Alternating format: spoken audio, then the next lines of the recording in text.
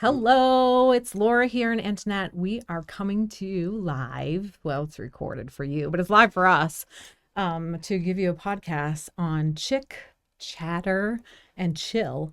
And we are going to talk about New Year's resolutions today. I'm so excited because I've wanted to do a podcast forever. And I think we have found the perfect pairing to entertain you and give you some education and some learning. What do you think? Oh, I think so too. We immediately hit it off, and I think both of us have very different backgrounds and experiences, and it's just going to be a good conversation. We're here to instruct you, have some good times, and talk about topics that are interesting to us, and we're also open to what you're interested in. So let us know if there's something that you want to talk about, if you have any constructive criticism on our first podcast. We're learning, and hopefully you'll learn with us along the way. So take it off. So I'm Lora. Just to give you a little background, I have a business in Palm Coast, and I do financial education and coaching, FICA Financial Coaching, if you ever want to look me up. But we've met through networking, and I really enjoy teaching people and learning and reading and all of that kind of stuff. So we're going to talk about New Year's resolutions today because it's the new year here. And most people don't get their New Year's resolutions. And so why don't they? What fails? What works? What funny things have happened to us when we've tried New Year's resolutions? I think it's going to be an excellent show for you guys and hopefully entertaining. Okay, so my name's Antoinette. I also own a business in Palm Coast called Home Team Inspection Service of Palm Coast. I also have a design company as well, but that's what keeps me busy. And so you want to start off with what are the typical New Year's resolutions that people make? Yeah, well, I mean, I was thinking that people, when they make New Year's resolutions, I think there is a little bit of confusion between resolutions and goals, right? Because ultimately people set these, the big ones are, I want to be debt free. I want to, not have credit card debt or whatever, or I want to lose weight. Those are the ones I hear the most. But people say, like, I want to lose 20 pounds. I don't realize that that's more of a goal. You have to have like a timeline and action steps. And what are you going to do to lose that? But a resolution is a little bit more simple. Like, I'm going to resolve to eat healthier, or I'm going to resolve to go running. That's not me. I don't run. I'm not a runner. But so you won't see that on my list. But that's a resolution. It's more like a little simple motivational topic. And I think that's where people go wrong, is that they set these unrealistic resolutions that really should be goals, and they should be mapped out with specific things. And that's why they don't achieve them. So, and then, then they feel bad. Oh, I make resolutions every year and I don't get them. Yeah. I think whether it's a goal or resolution, like to me, I see them as pretty similar. What I see most people make are actually New Year's wishes, right, which is basically something they want with absolutely no plan in place, which is why I think most people fail. But I think you hit the nail on the head. I was looking online at just what are the top New Year's resolutions. And it was like, save more money, eat healthier, exercise more, lose weight, reduce spending. I mean, it all boiled down to almost those two topics with, a couple things like quit smoking or maybe spend more time with family. But again, without an action plan or any kind of system in place, it's kind of bound to fail. And another thing when I was researching, I thought was kind of interesting is they were saying, did you know this? There's an actual Quitter's Day, like a national. What day is that? No joke. So it's when 80% of the people give up their New Year's resolutions. Can you guess the date? Oh my, I'm thinking like, what day is it today? January 9th, probably. No, it's actually the 19th. Oh my goodness. Yeah, so it's close. So it's amazing that many people give up that quickly. So it just shows that whatever steps they took to try to get this implemented were the wrong ones. Yeah, it's so sad too, because I think it's really important to have goals and to have a focus. I was just telling people yesterday that when I shot professional archery, it's not like I didn't have a target to shoot at. I had a target. And so I knew exactly where I wanted to hit, exactly where I needed to aim in order to achieve the result I wanted. And goals aren't any different and resolutions aren't any different. But I looked up and why people actually fail resolutions, and their why isn't big enough. They're not ready for the actual change. So maybe they know they need to quit smoking, or they know they need to do something, and they say, okay, I'm going to, my New Year's resolution is to do this, but they're not ready to do it. They haven't set themselves up for success. And so they fail. I think you hit a really interesting point about knowing your why, just because I think a lot of people set goals because their doctor told them to, or their spouse is nagging them. And I think it starts bigger than just like broader scope. Like, how do you want to see yourself 10 years from now? Like, picture your perfect life.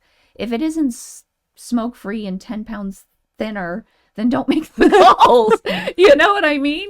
Like, right. You really have to know, like, do you want to get healthier? Do you want to do these things? And then I think when you start at that broader perspective, and then kind of, like I said, chunk it down into actionable steps to, okay, this is what I want.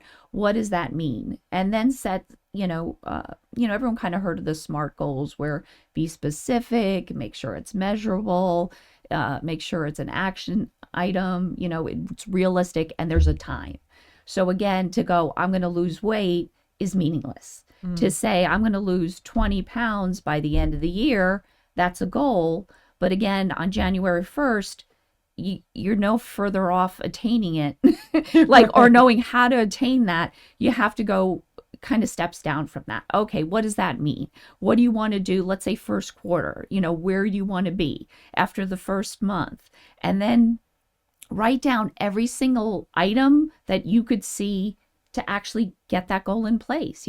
What does that mean to you? Right. So kind of like transitioning the resolution into, I think people create these big resolutions, but if it's a big one, they do need to make it into a goal and have all the action steps. They're kind of like a roadmap. How do I get to where I want to go? Because if not, you're right, it's just a wish list. It's like, what do I want for this new year? And then the statistics are, 80% or more don't get their resolutions. So did you set resolutions this year? I did. But actually they were saying less. It's around 8% that actually meet their resolutions. So 92 fail. Yeah. So it's 80 that drop off by the 19th, but then there's 20 that hang on a little longer. And then, it does drop down to 8. But I think, a lot of the things too, I think that prevent people is those goals. Either they're setting them too large. And I think so many people have heard like, don't set these minuscule goals, aim for the stars. But you have to know yourself too. I was talking to somebody and they said their goal was to read something like 200 books a year this year. And I was like, who's that? I want their name. I was like, how are you going to do that? They're like, well, I could read, 4 hours a day for this and this. And I'm like, well, what about when something happens? Like, I think as important as it is to set realistic things that you could do every day, it's also important to just also set something on the days you can't do that. You know what I mean? So if, let's say, you want to do a half an hour in the gym every day, what about the day you can't go to the gym? What's your fallback? What's your fallback that still keeps you on target? Yeah, that's totally not my New Year's resolutions. I'm sure it's some of you out there. It's not mine. I don't like the gym.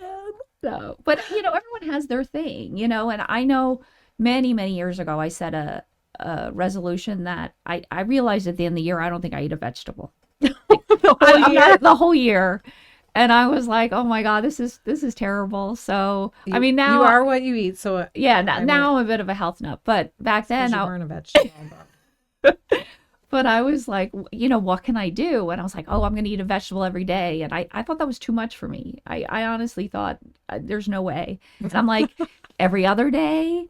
And I didn't think I could do that either. All right, I think this should be the part in the show where we do a little disclaimer to the audience, like, don't try this at home kind of thing, because this isn't meant to give you complete advice. This is meant to be our take on things. And if any kids actually pull up this podcast and like, well, she doesn't eat vegetables. It's not.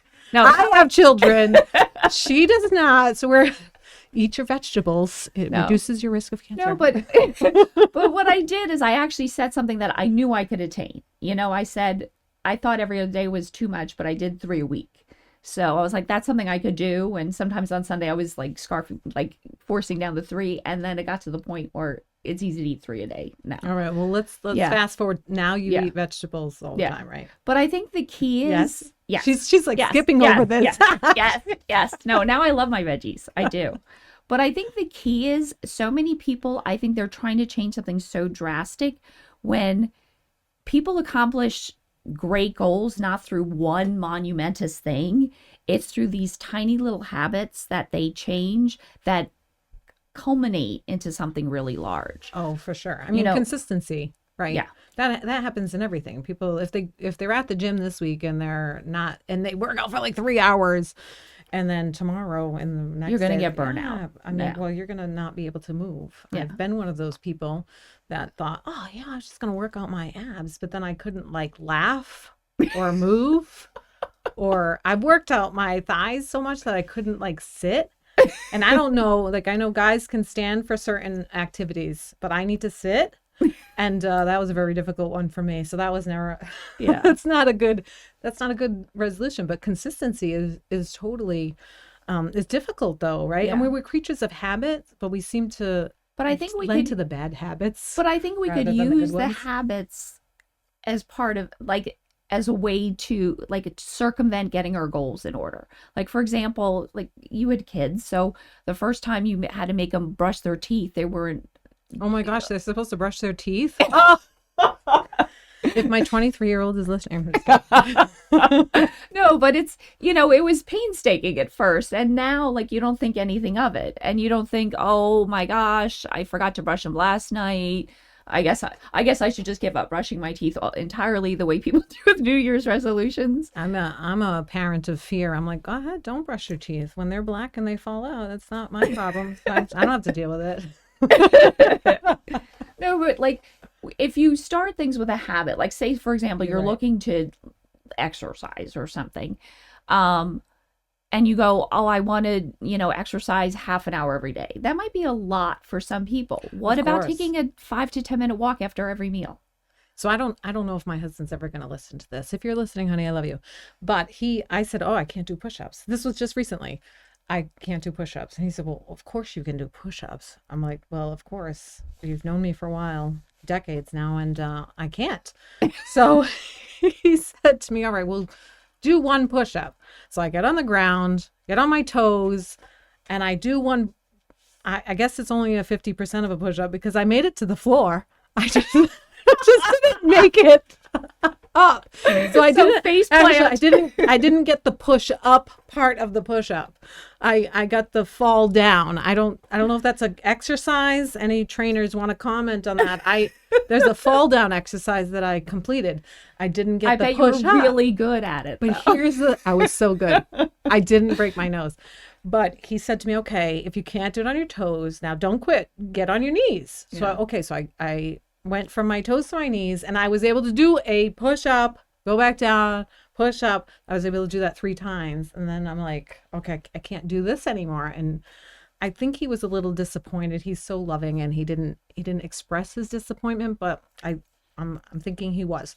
So he said to me, okay, get on your legs, kind of like a seal position, and do them up to 10 or try to do 20. And I was actually able to get to 20, but instead of just okay, I can't do that one and quitting, Yeah. I just did what I could. So Yeah. I went the push down or the fall down, whatever that's called. Then I went to the knees and did 3, and then I had to do the other 17 in a seal position. Yeah. We're probably going to have a ton of people go onto my website and be like, if you need a trainer, you seem like you might need some exercise. It's true. It could possibly be an issue for me. I should tell the audience too that we are going to script the topics that we're going to talk about, but everything that you're hearing is completely unscripted. So Yeah. we don't want the show to be about nothing, but we're not going to script it. So what comes out Comes out. Yeah. No. We're going to keep it clean and fun, but yes, that's an actual true story from just recently. And but I did what if I had just quit when I fell on my face, then now I'm happy to say I can do 1. Yeah. on my toes. Yay! Yeah, I know. I got to celebrate the little goals. I can do Yeah. one on my toes, and then I still have to go into that progression towards the floor. By the end of the year, though, I think I might get to. My goal is 100. So you'll have to keep listening, and in December, remind me and say, how many push-ups are you doing? And we'll see if I can whack out 100. The studio's not big enough for me to do a show and tell, but you'll just have to trust me. We'll do an on-site. But there was actually, I don't know if you ever heard of John Maxwell, but he had this analogy with the five things every day. Yes. So he said, for example, if you want to cut down a tree in your backyard, was his analogy. If every day you go out there and you take an axe and you hit it 5 times, it might look like nothing the first day, but eventually if you do it every day, 5 whacks, it's going to come down. Like there's no disputing, it's going to come down. And maybe if the tree's bigger, it's going to take a little longer. If it's a little smaller, it's going to be shorter. But in the end, as long as you keep chipping away at whatever that goal is and not treat it like, I stumbled on the first step going up the stairs. Let me just throw myself down the stairs now. Which is that's what people do. I mean, they do? Well, that do you have to throw themselves down the stairs? No, but with resolutions, they're like, I didn't make it to the gym in 3 days, or, they're trying to save money, and, all of a sudden they're rushed for time, and they're buying meals, versus preparing, and all of a sudden their plan is just shot and they feel inadequate and they give up. So I'm trying to come up with ways to hopefully, maybe by listening, maybe we give them a few little tidbits that's a good idea. Things to keep in their hat. So when they are struggling with that, how do I keep this goal? Right. And I think one thing to make sure is your goals aren't set in stone. Like if you're having trouble, like you set something realistic, redefine it. Look at, what is something this isn't manageable for me. Or I think another thing is they set too many goals. And there's nothing wrong with having a lot of goals, but to try to start every single one on the same day is a little silly. So I'm interested to know, you said you set New Year's resolutions. Can you give us one? So let's see. One, I'm trying to think. Gosh. Well, she's like, which ones can I actually say on the air? I knew it because you kind of skirted over the question when I let's talk about this. No, but there's definitely a couple. Like for me, like I used to be a huge fitness fanatic where going to the gym 7 days a week, that's never a problem for me. And then last year I just had a really tough year. Like both my brothers died. My dad had a stroke. My parents' house flooded. And then my mom almost died from some kind of, I don't know, mold or something was going on. Then she crashed her car. So it was challenging. It was a challenging year. And like I said, fitness was never really that big of an issue where it wasn't on my, I have to make, it was just something that I did.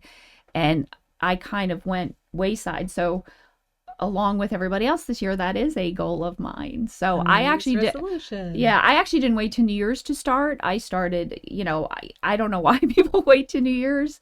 But it was one of those that I started a little earlier and then I kind of redefined it in New Year's. But it was, to get back to my normal routine of going to the gym and just feeling like myself again, getting back to my typical routine. Well, here's a fun, interesting, probably useless fact, but I did research why on the New Year's do people do it, and it dates back like 4,000 years. Oh, interesting. To where people they used to pray to their god and whatever god they had at the time, and they would make resolutions at the turn of the year to say, I resolve to return everything that I borrowed, or I resolve to repay all of my debts.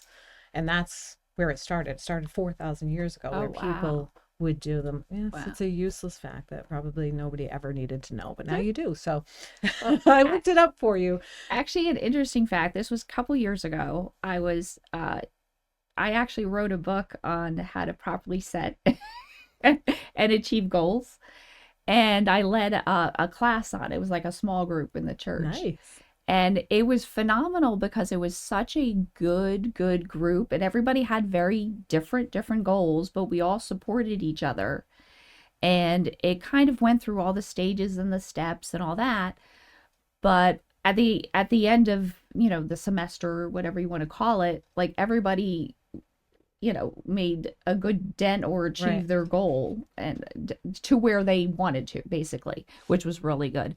But one of the things that you reminded me of is I was writing a chapter. It was tough because I was writing every week, I'd be at my computer and I was writing a chapter on the importance of gratitude, like the importance of when you, be grateful for as far as you got, celebrate your wins. And what I mean by celebrate your wins, if you're trying to save money, don't buy yourself something. If you're trying to lose weight, a chocolate cake is not your celebration. Like, come up with a celebration that's within your goal.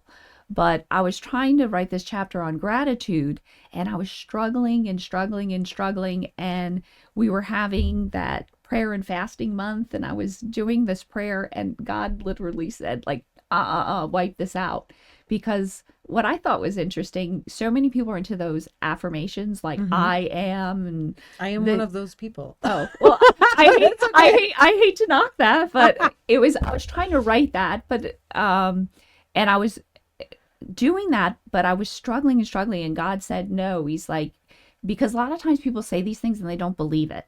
Like, I am, a supermodel who wears a size 2 and have a fit body. I am not that. But if you're 300 pounds overweight, you're going to have a real difficult time saying those things. So what God told me to do is use his words as your affirmations. Like,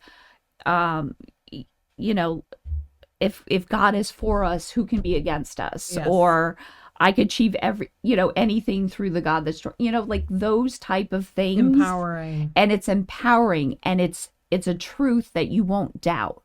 Right.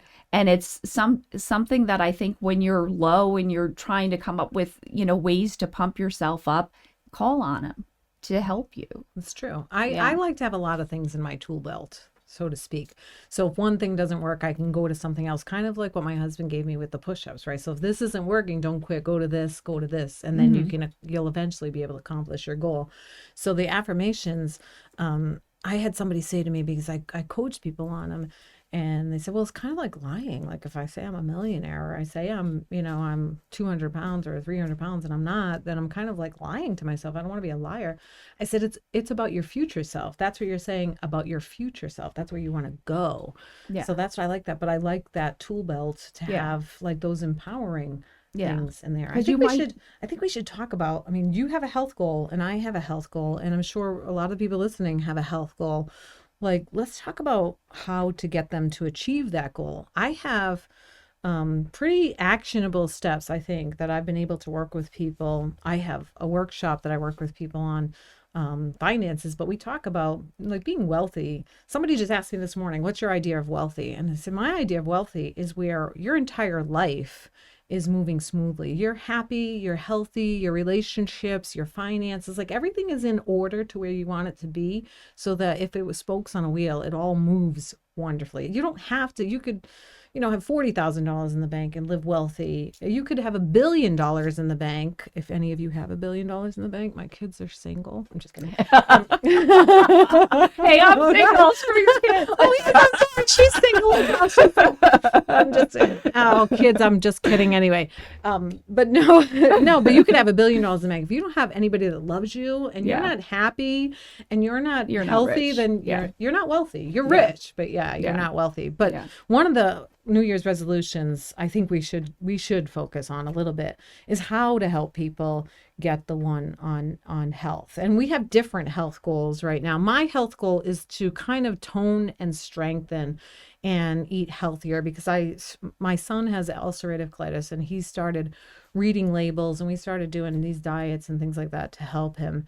And there's a lot of junk in the things that we're eating. And so the first thing we wanted to do was eliminate just one thing, like, try to eliminate the high fructose corn syrup. And the thing is when you fail, I think all humans do this, but when you fail, you're like, oh my gosh, you're like so down on yourself, and you fail, and you beat yourself up over it. But when you succeed, when you have a good day where you haven't eaten anything with high fructose corn syrup in it, then you don't celebrate it. You're not like, oh yes, I did so good today. Yeah, and I think and that's important. Yeah, I think it's really important. Yeah. For whatever goal that people have, I want you to celebrate the little tiny milestones along the way so that you can get to where you go. Like maybe you don't get the entire New Year's resolution, but don't be part of that 92% that just gives up, fails by January 19th. Like celebrate the little wins.